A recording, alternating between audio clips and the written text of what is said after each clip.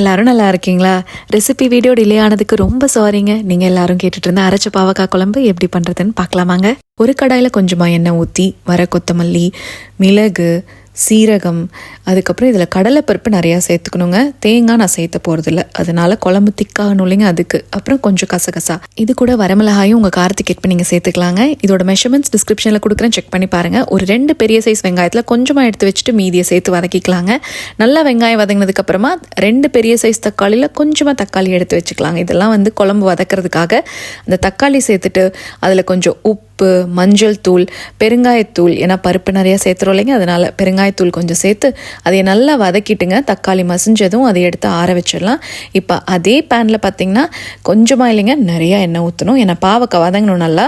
So வெட்டி வச்ச பாவக்காய் நான் ஒரு 3 பாவக்காய் எடுத்துருக்கேங்க, குட்டி சைஸு. அதில் முழு பூண்டியும் சேர்த்து வதக்கிக்கலாம். இந்த கலர் இருக்கு இல்லைங்க, இது இந்த கலராக மாறுற வரைக்கும் வதக்கிக்கோங்க. இப்போ ஒரு கடாயில் கொஞ்சமாக இப்போ எண்ணெய் சேர்த்துக்கலாம்.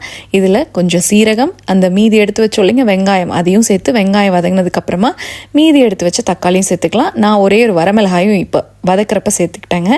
அது கூட அந்த வதக்கி வச்ச பாவக்காய் பூண்டையும் சேர்த்துட்டு ஒரு எலுமிச்சம்பழ சைஸ் அளவு இருக்கிற புளியை நல்லா கரைச்சி இதில் சேர்த்திக்கலாங்க.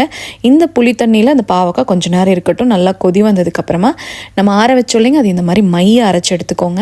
அதையும் இது கூட சேர்த்துட்டுங்க. இதில் பருப்பு சேர்த்தனால நல்லாவே கெட்டியாகும் குழம்பு, அதனால் தேவையான அளவு தண்ணி சேர்த்துக்கோங்க. எனக்கு நல்லா கெட்டியாக வேணுங்க, அதனால் கொஞ்சமாக தண்ணி சேர்த்துக்கிட்டேன். இதை நல்லா கலக்கி விட்டுருங்க. இப்போ இதில் கொஞ்சம் குழம்பு மிளகாய் தூள், தேவையான அளவு உப்பு பார்த்துட்டு சேர்த்துக்கோங்க. இப்போ இந்த கலர் இருக்கு இல்லைங்க, இது பார்த்திங்கன்னா கொஞ்சம் நேரம் நீங்கள் கொதிக்க விட்டிங்கன்னா நம்மளுக்கு இது இந்த கலராக மாறும். அதுக்கப்புறமா கொஞ்சமாக கொத்தமல்லி தூவி இறக்குனீங்கன்னா சூப்பராக நம்மளோட பாவக்காய் அரைச்ச குழம்பு ரெடிங்க. ட்ரை பண்ணி பார்த்துட்டு எப்படி வந்ததுன்னு கமெண்ட் செக்ஷனில் சொல்லிட்டு போங்க. தேங்க்ஸ் ஃபார் வாட்சிங்.